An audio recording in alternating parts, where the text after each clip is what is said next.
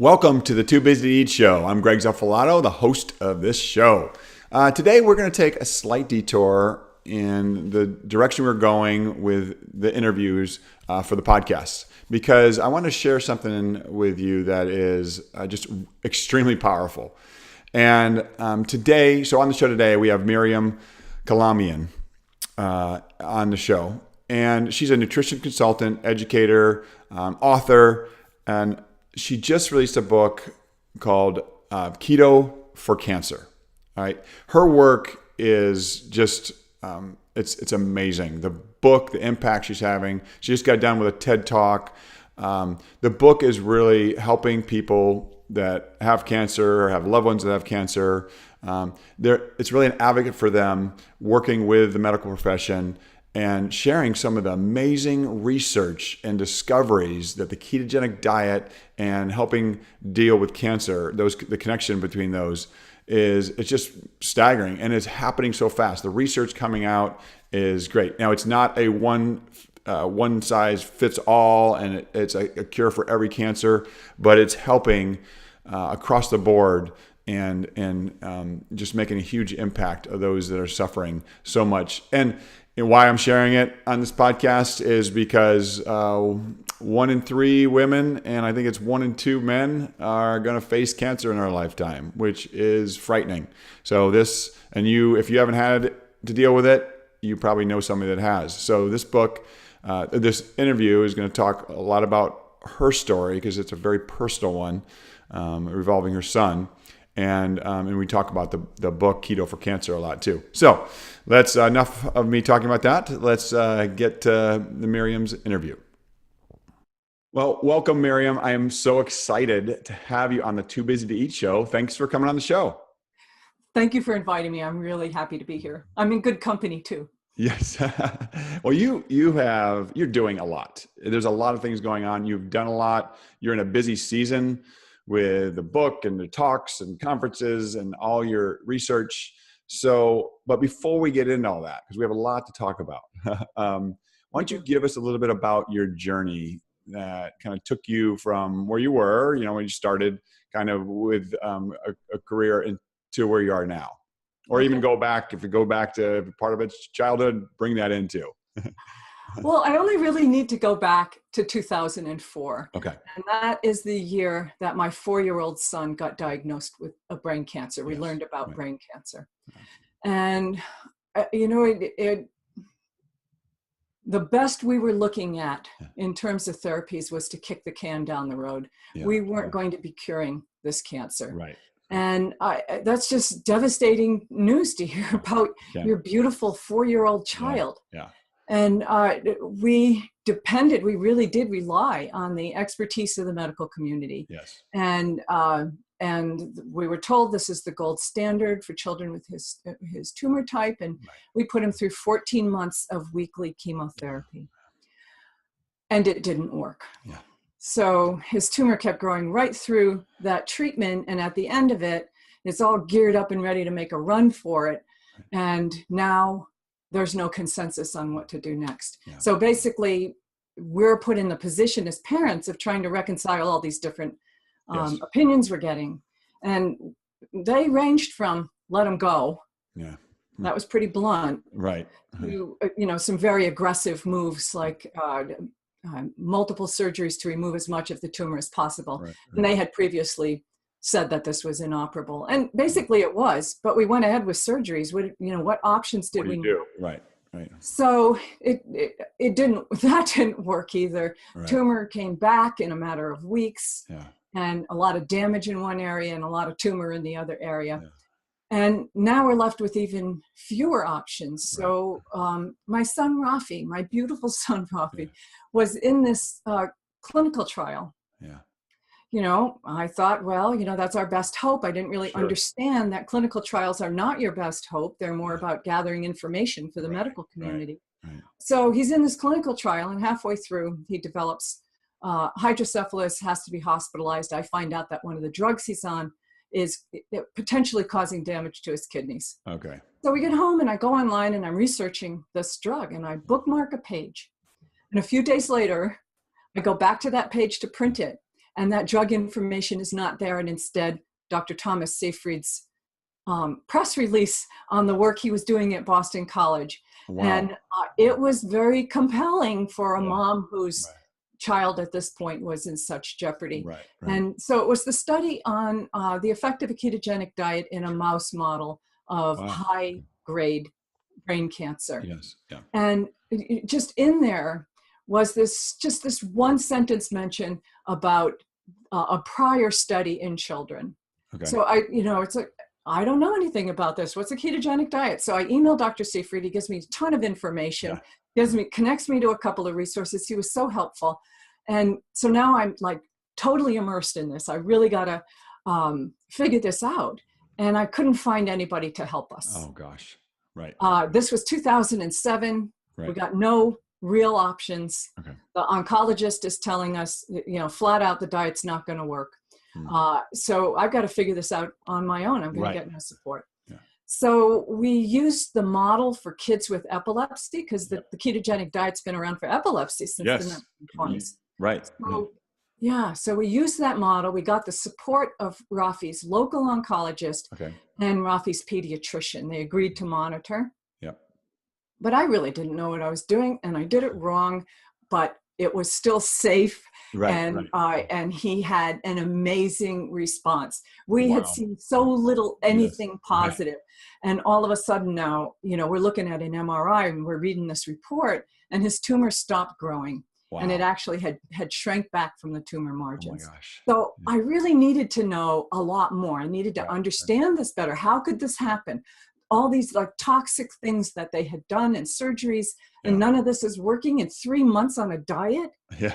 And his tumor stops growing. Right. So within a month, I got enrolled in a graduate program in nutrition. Okay. 2010, I had my degree. Yeah. My little guy's doing great. That whole 3 years, he's going to school. Oh my gosh. Learning things. He's enjoying life. Real high quality of life compared to, getting moved to palliative care 3 years before. Absolutely.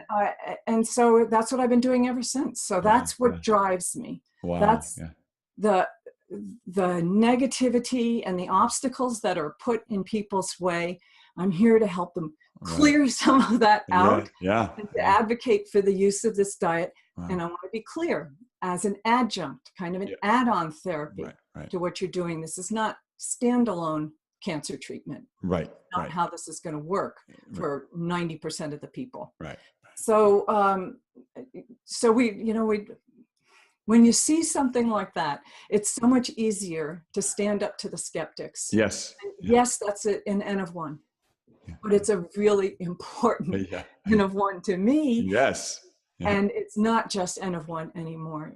It's actually hundreds, if not thousands of N of 1s at this point. And I've worked with over 500 people. Wow. And, I've seen the whole range. I've seen it be the most powerful thing that they could have added. Yeah. And I've also seen it where, it really hasn't had the effect that I expected. Right. So I think that research coming out of Dr. Seyfried, that collaboration between Dr. Seyfried and Dr. D'Agostino, that's really the driving force behind a lot of research that's going to help us identify which cancers this might be great for and which cancers it may not be great for, and who this might be, really powerful for and who should probably not do it. Right.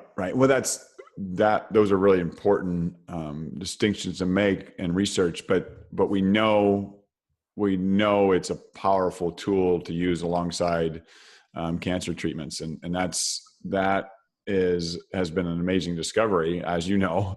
Because it's not just like poisoning. It's not poisoning cancer cells. Yeah.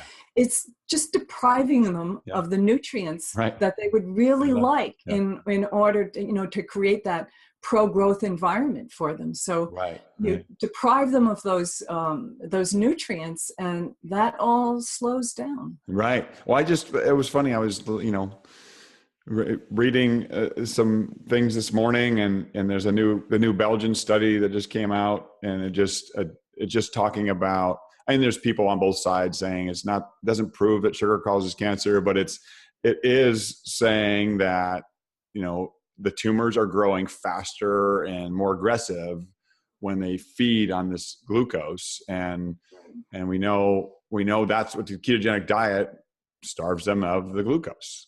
Yeah, it's so apparent. It should be just like, it should be very well understood. If you're using a glucose analog, a radioactive glucose analog, which is what they use in a PET scan, to identify the hot areas in the body where there's like a lot of tumor activity, then what is that telling you about the use of glucose in tumor cells? Right. Where the disconnect is that okay, it's okay, this will, limit the supply, but that's not necessarily going to change the cancer, change the progression of the cancer. And it's not just about starving the glucose. It's reducing the amount of fermentation, which creates acid in the cell. It's shutting down the growth pathways that are highly expressed in most cancers. So there's a lot of inhibition of cancer progression and amplification of the good things that can happen in a cell, like clearing out the dead and the dying and dysfunctional cells, clearing that waste out of the cells, and reducing the amount of acidity that's around the cancer cell, and that in turn slows down the progression of cancer. So I mean, it's so multifaceted. It's using your own body system instead of like poking in some kind of toxic chemical, killing some cells, but some survive, and then they go on to grow. Of course, and it's damaging the good. It doesn't differentiate between. Well, I mean, I know they're trying to get more targeted, but it's damaging good and bad, and you're doing a lot of damage to the good when you're trying to get rid of the bad. Right. And when you're talking about targeted, I'm glad you mentioned that, because there's all this hope around targeted therapy, but when they target, so just to give one example, a glioblastoma tumor, a brain tumor, like what Senator McCain has. Yes. That type of tumor doesn't have just like one mutation that they look at and they go, oh, that's a GBM. It has 40, 50, 60 different mutations in it. How are you going to address that number of mutations with targeted therapy? You're going to hit a couple of pathways that are common to one another, but you're not going to change the fact that there's going to be cells that survive, and those are the ones that are going to move on. Whereas when you're supplying ketones instead of glucose, the disease cells, the cancer cells, can't get that in as efficiently, can't utilize it within the mitochondria as efficiently, so it compromises them. And then you can hit them with a therapy, whether it's a traditional therapy like chemotherapy or radiation, or non-traditional like using hyperbaric oxygen or a drug called dichloroacetate. You've compromised the cell's function, and then it just makes it easier to be a target, whether you're using a drug targeting with a drug or not. And those are promising. And that is what led you to, I mean, you just released a book, Keto for Cancer. Yes. Which finally. I know, writing a book, and especially a book like yours that is so impactful, it takes a lot of time and effort. But that's the accumulation of everything you've known, researched over the years. I have shared absolutely everything that I knew. What was the I don't want to say inspiration, but what caused you to make that big step in? I know you had written some ebooks, but what really motivated you to get this Keto for Cancer out there? Well, there is nothing like it out there. I saw a need, and there's Tom Seyfried's book, which for somebody who's just been diagnosed with cancer, unless they have a science background, this is going to be a really challenging read. It's great. And I think every oncologist should read this book, and every person with a science background is going to get a lot out of it.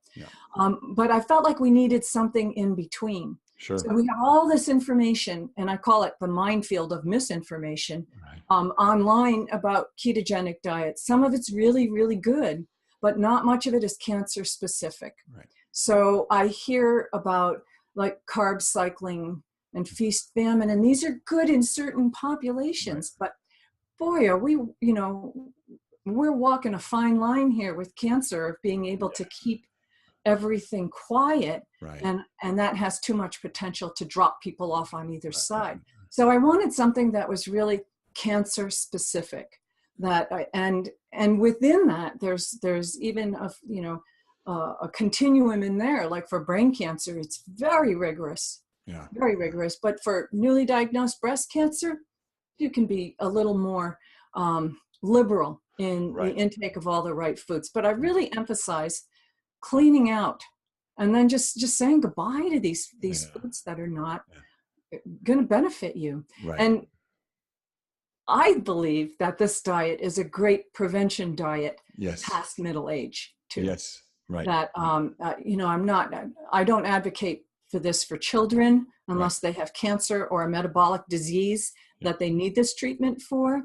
But, we're layering on, we call it aging. Oh, that's normal aging. We just layer on all this stuff decade after decade, and then we call it normal aging. But I think that we could dodge that bullet by paying really a lot more attention to our nutrition early on. And not just nutrition, it's our environment. Right. Taking into account all that. And that obviously, I've experimented with the ketogenic diet.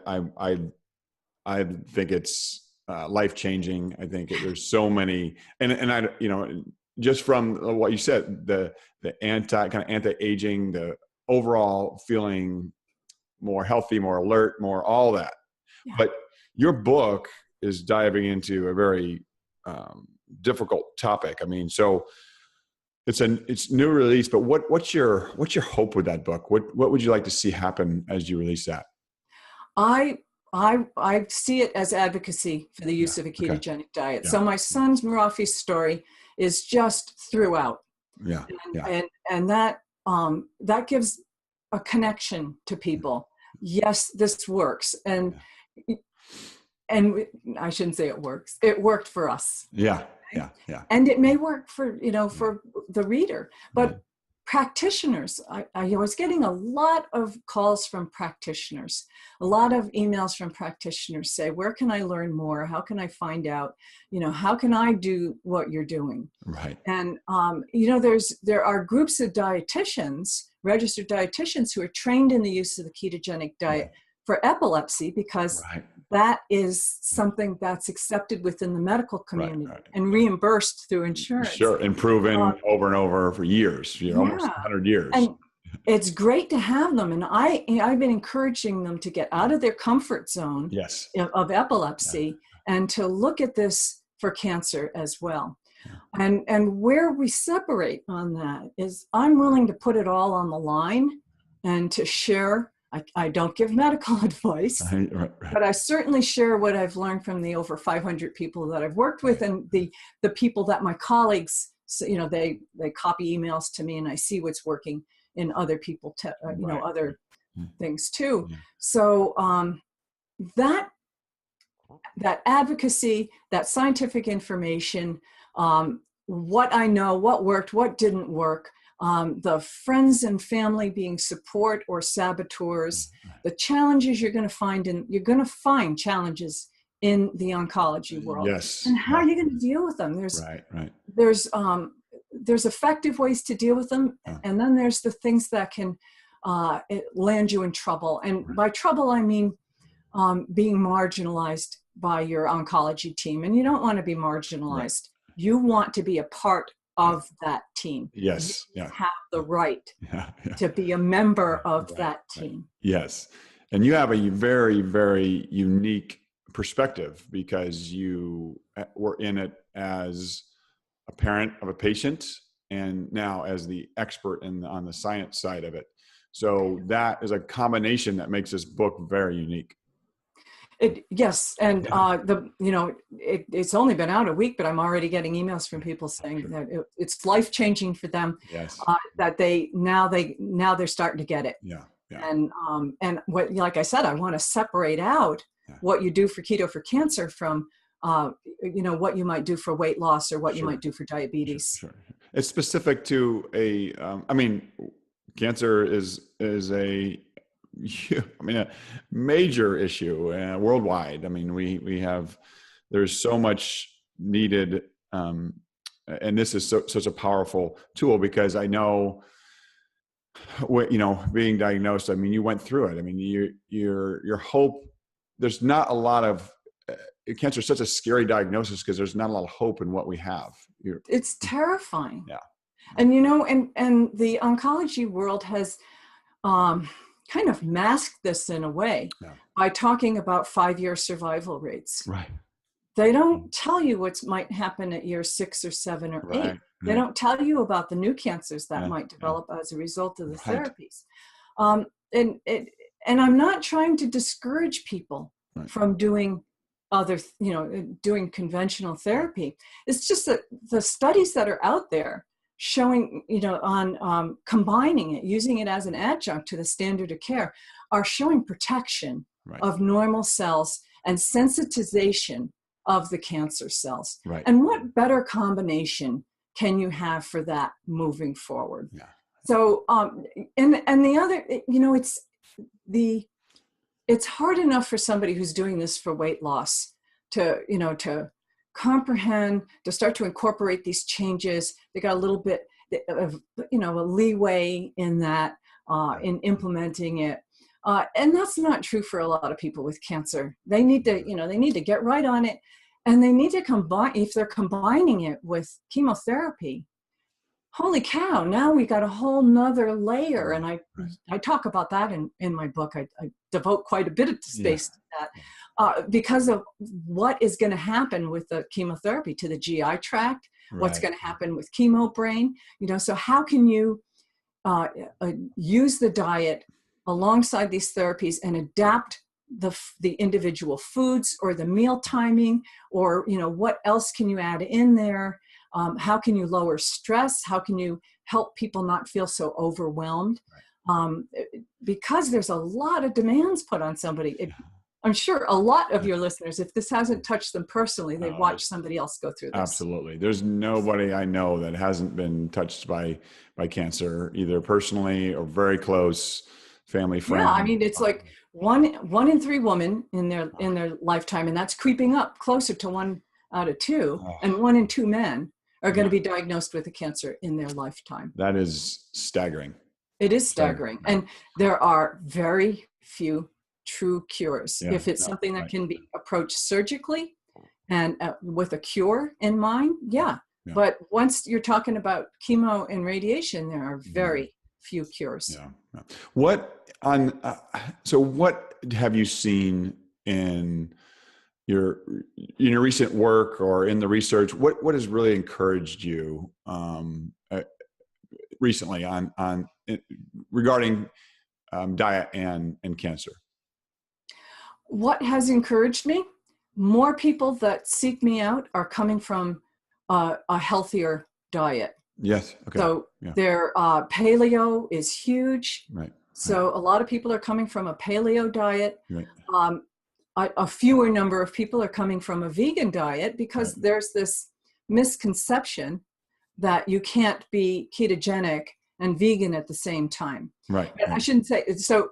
It's very challenging to do that. And if you're an ethical vegan and you really want to do ketogenic and ethical vegan, you're micromanaging throughout the day until it takes months to get a handle on how to do it properly. Yeah. But you can do a little more liberal, low carb plan. Yeah. And still have it be effective, as long as what you're doing, the goal is to reduce all those spikes in glucose and insulin, make it slow and steady. And if you can do that with a vegan diet, more power to you. The challenge with a vegan and ketogenic is the variety. Yes. Because so many of the foods that vegans rely on are too high in carbohydrates. Boy, it takes some work. So, coming from paleo, piece of cake, piece of, keto cake. Yeah. Right. And coming from vegan, a little more challenging. And then Mediterranean diet, you can usually shape people. They don't like to give up their bread and their fruits. Sure. But you can shape. So people are more familiar with whole foods, and the people who aren't familiar with whole foods can find a lot more information about cooking methods and everything online, and that is sound. Yes. So and as far as the research goes, what we're seeing, they're just piling up. I mean, you just go to PubMed now and do a search on ketogenic diet cancer, and you'll see a ton of papers, a lot of review papers, more acknowledgement that fermentation of glucose, called the Warburg effect, that it can be addressed. Right. Some people are looking at, we'll address it with drugs. But why not start with diet? Yes. Why put something in your body that's going to have maybe a positive effect, but a negative effect somewhere else? Yeah. It's not natural. What have you? At least do the two in combination. Yes. Right. Yeah. How about supplementation? The ketone supplementation, is that? I know it's popular in just a ketogenic diet for regular lifestyles, but do you find is that useful in cancer, in treatment of cancer? This is such a new science. There's only been ketone supplements other than, if you consider like MCT oil to be a ketone supplement. Right. But the ones that are marketed as powders and basically for either weight loss or for bodybuilders or people, athletic marathoners, so athletic performance, they have a role. Yeah. But I think we need to proceed pretty carefully with them. Right. Because a lot of them have some additives in them that would enhance a bodybuilder, but may also encourage the growth of some cancer cells. We don't know because we haven't looked at it. The one study that Drs. D'Agostino and Seyfried did was they used a mouse model of an aggressive metastatic cancer.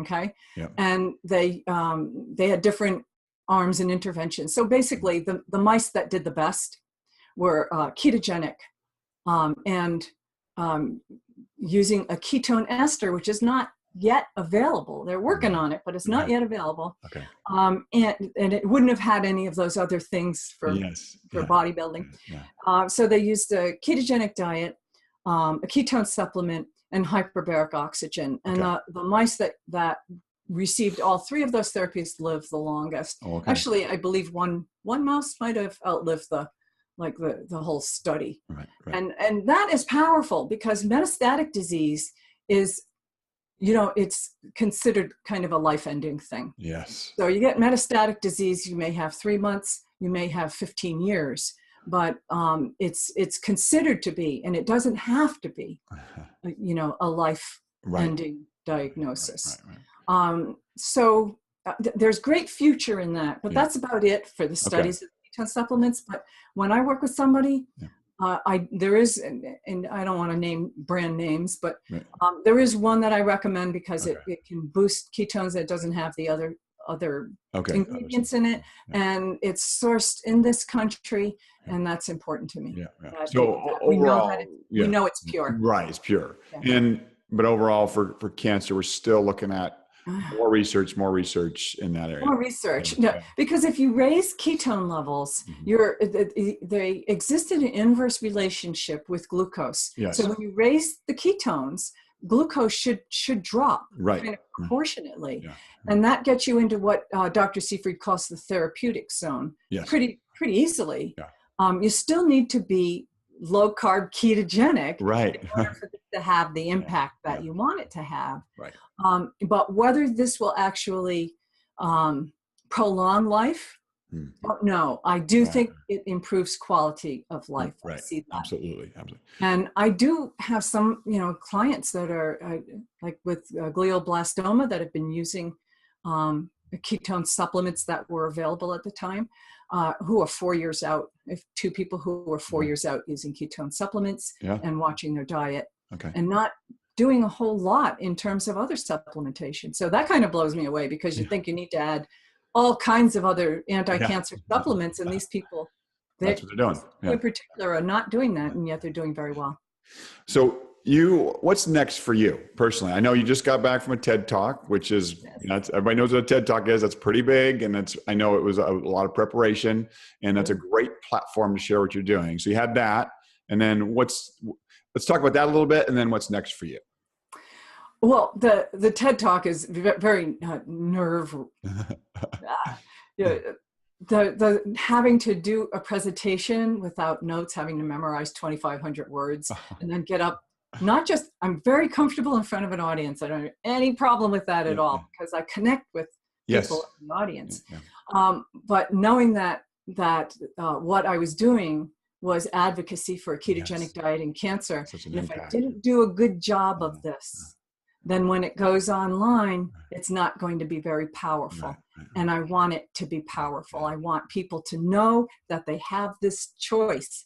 Too many people say to me, my doctor said I have to. It's like, what? Your doctor can make suggestions, but your doctor can't force you into any medical treatment. It just is not going to happen.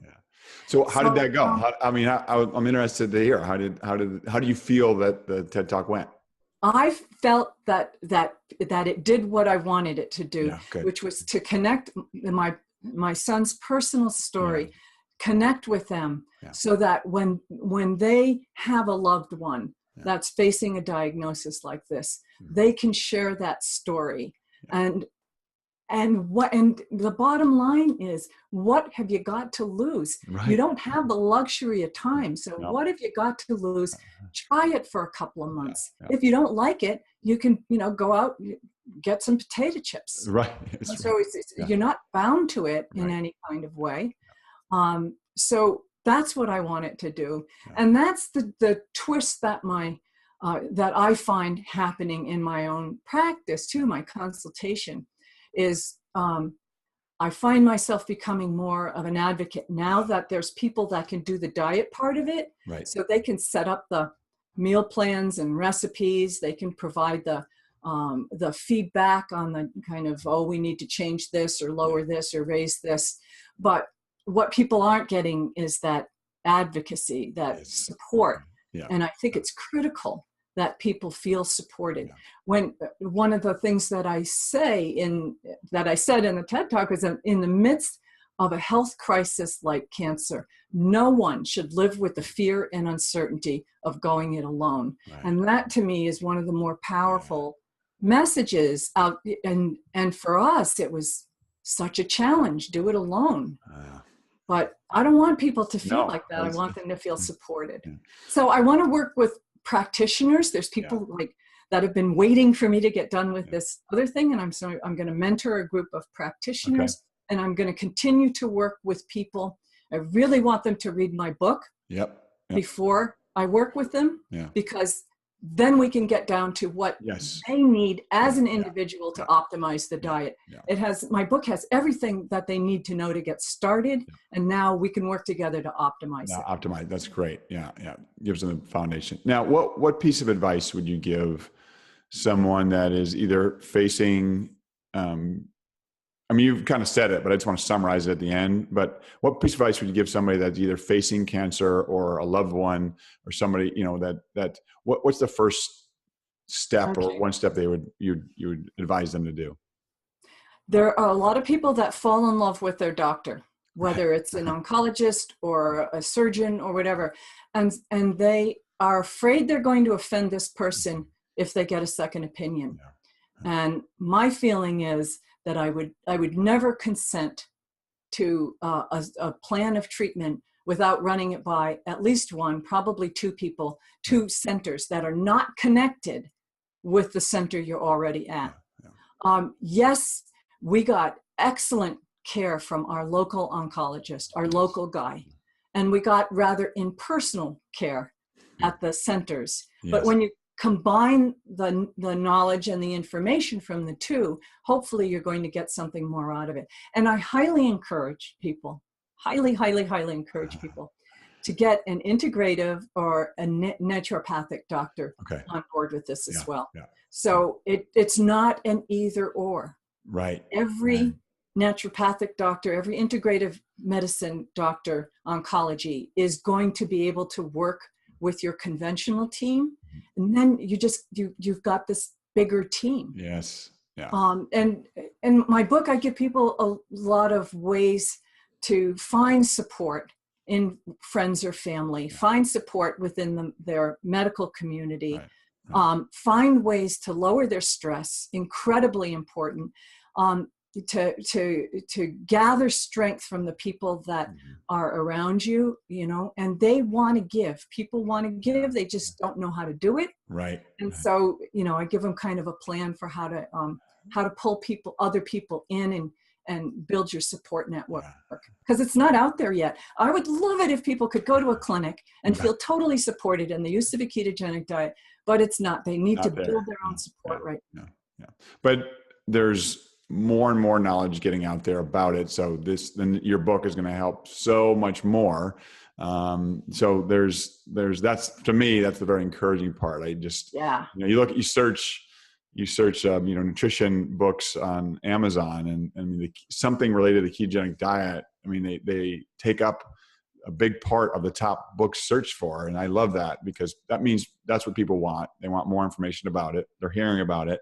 Yeah. And then especially something like this, it's not just to lose weight. I mean, it's potentially life-saving. So it's, and the quality of life. Yes. It's a big issue. Huge. Quality of life can be so amazing. So in the TED Talk, I had the opportunity to show some slides of what happened in that 6 years that my son was on the diet. Yeah. And we were not in clinics or hospitals or getting infusions, transfusions, treatments. We weren't doing any of that. Yeah. He was riding his bike in the snow. He was, we went down to Mexico, and, he's such a cool dude out on the beach, and, and just the freedom to live our lives. Yeah. We knew we weren't going to, my son died in 2013. Right. That was 8.5 years after his diagnosis. Which 6 years of it, the first 2.5 was hell. Yes. The last 6 had its ups and downs, but when it was on the upsides, the quality of life was just amazing. Right. And the time and the memories that we were able to make with him, that we wouldn't have had that if we had just moved to the palliative care as they were suggesting. Right. And you could never, you can't replace those moments, those times, those years, those days with him for anything. And it was, And, for him, it's like, we don't know how many days we have, Right. But we sort of knew how many days he had. Yeah. And we wanted him to make the best of every single one of those. Yeah. And so it became all about being loved and cared for and spending time with his parents and his friends. And, Right. And what matters most. Yeah. And it's what I want for other people. Right. And that's what your passion behind what you're doing comes out so much. And I can't imagine what you went through, but I am so appreciative that it motivated, that was the push that got you to help so many other people that are going to have different outcomes. So many different. Yeah, I never would have picked nutrition. Right. I never would have gone to school for nutrition in my 50s. But I did. Yes. And I'm glad I did. Yeah. And I love what I'm doing. And I'm just so happy that the work of the book is done and it's out there. Yeah. Well, I can't thank you enough. For your time, for the work you're doing. I wish you the best. I will do everything I can to promote this and get it out there, because I think it's a very important work. And I'm excited that I know you have a busy schedule coming up with conferences and speaking, and that's exciting, because that means that this message is going to it's just going to get, it's the keto community. There's overlap with the low carb community. Yep. And now they're pulling in what has been considered fringe, which is the cancer component of it. Yeah. There's been like keto cancer conferences, and there's been, keto weight loss, athletics, whatever. And now there's like this nice synthesis that's going on, that's pulling everything together so nicely, building a huge community. And I think that's what's going to get us to the tipping point in reevaluating our nutrition guidelines overall because they are horrendous. Right. They are. Yeah. Well, again, I wish you the best. I can't wait to read it myself. But the book Keto for Cancer. Oh, very important. If people want to find out more about, Keto for Cancer first, they get the book, but if they want to connect with you somehow, what's the best place? Through my website. I answer every email I get, dietarytherapies.com. Okay. All right. We'll have that in the show notes for people to reach out to you for sure. And I thank you again. I wish you the best. I know it's a great work, but I will be following along for sure. Thank you for having me.